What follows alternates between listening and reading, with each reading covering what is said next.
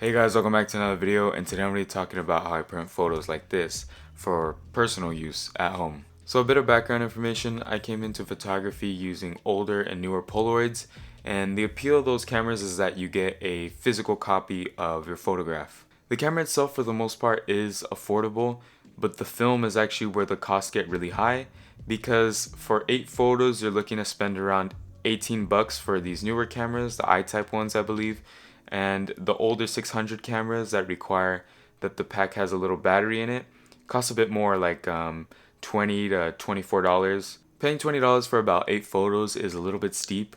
If you own one of these smaller Instax cameras, the ones that shoot the mini film, they're a bit cheaper, where you can get 10 photos for 10 bucks. So that's about $1 a photo compared to almost 3. By the time I entered high school, I was taking photography a little bit more serious, and the cost of the Polaroids was getting a little bit too high for me.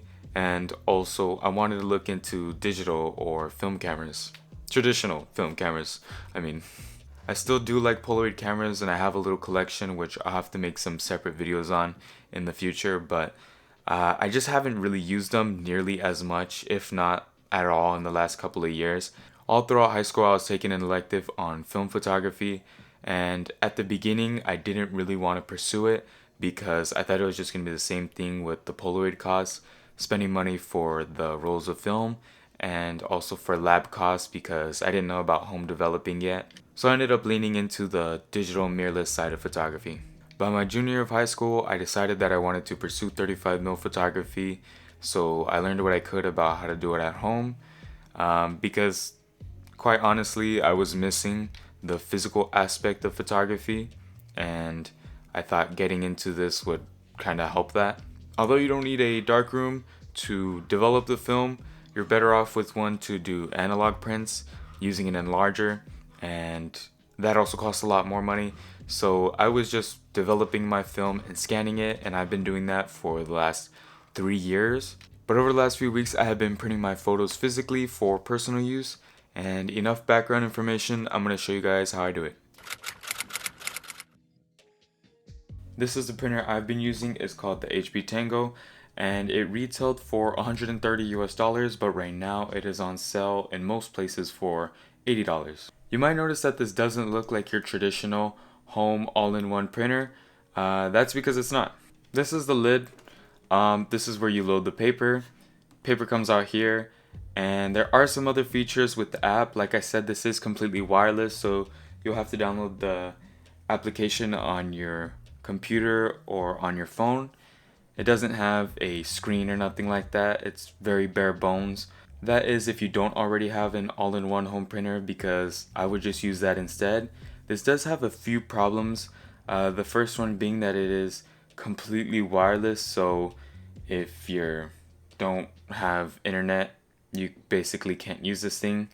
It also is quick to pair, but sometimes when you turn it off and restart it, it'll take a while to reconnect. The second one being that this lid has to stay open if you want to put paper in there, or else you just have to close it, take the paper out, and set it on there or anywhere else. It looks compact like this, and it is still very compact, but you do have to keep this open if you want to have any paper loaded in this while you're not using it. The last issue being this tray that it comes with. The tray itself works okay, but it just kind of sits on it, so there's no real connection to it. And when you're printing, because it's not connected to it, it shakes and moves around on it. So for the most part, I keep it off. It also has these little gray adjustment sliders. All the way open is just a regular letter paper. But if you want to put something smaller in it, you just kind of set it and then adjust these.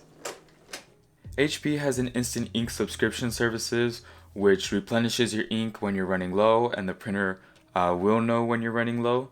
And depending on your plan, it really isn't that much a month, and I would definitely recommend it. If you're using HP Instant Ink, you cannot use any other ink, even the ones you buy from the store. It has to be the ones they send you, so that they can track how much ink you have. If you put in a regular ink cartridge that doesn't say Instant Ink, your printer will just kind of still work, but the Subscription won't really know when you're running out and it will stop sending you new ones, which you don't want to do. This is probably the cheapest HP option you can find. It's the everyday photo paper and it comes with 100 4x6 sheets. So that's the size in inches and it is designed for inkjet printers like the HP Tango. I actually rip off the top cardboard so it makes it a little bit easier for me to get the sheets out.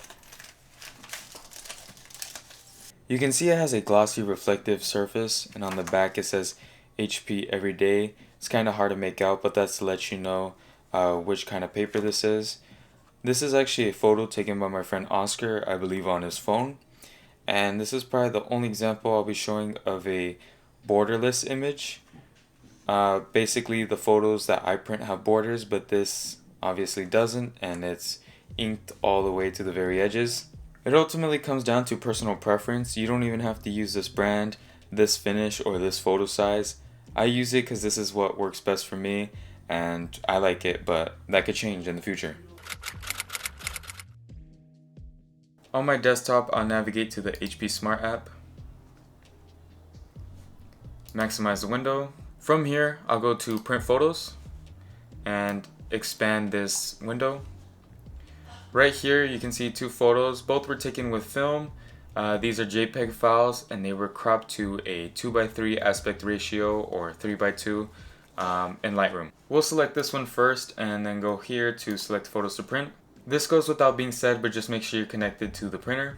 And then over here, this is the orientation, landscape or portrait. This is landscape photo, so we'll keep it like that.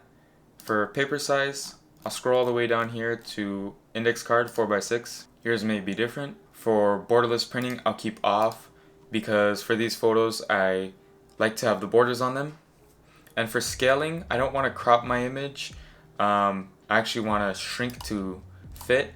This will make it so that the full image is on the page. For paper type, I'll go to HP photo papers. This seems to work best rather than any of these other settings for the paper I'm using. And for the output quality, we'll hit high quality and now we can print. We'll do the same thing for this next one. So print photos, click on this, select photos to print. We'll change the orientation to portrait, paper size, index card 4x6. Keep this off, shrink to fit for scaling, paper type, HP photo paper, output quality, high quality, and now we can hit print.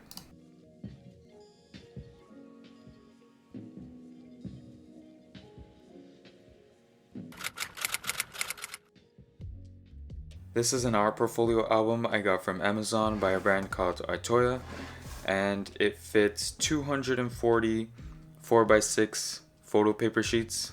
I paid about 18 bucks for this and it comes in this kind of box sleeve. And this album is very well made. You can see that I have kind of these photos from my Instagram. You can see my dogs, fair, more fair, other stuff. It's kind of sorted but not really at the moment. So the goal is to fill up this album and continue filling up albums with these physical copies because there's just nothing really like it, and it's something that you have to experience yourself because this photo was taken on film and there's a whole process that goes into that, especially with the scanning and then the completion being this little print and maybe in the future a bigger print. But for now, this is like a personal completion of that photo, for it to just not just be shared on Instagram but also to have it in a big album like this, go back one day and just look at them. Like I said, nothing really compares to having a physical copy of your photograph that you probably spent time, money, effort, energy, all that to make. Especially if you're a photographer who's trying to take your passion to the next level. If you post it just online, it'll get seen for those first couple of days and then it'll just get lost in your feed, somewhere on your hard drive in a folder. But if you have it in an album, you can constantly go back to it and look through it and hold it or even frame it up, and you'll constantly be reminded of your work. If you want to check out some of my photographs, you can follow my Instagram, which will be on the screen, as well as in the description down below. I hope this video has inspired you to print some of your photographs out if you haven't already, while keeping the cost down. But other than that, I hope you enjoyed this video, and I'll see you guys in the next one. Bye.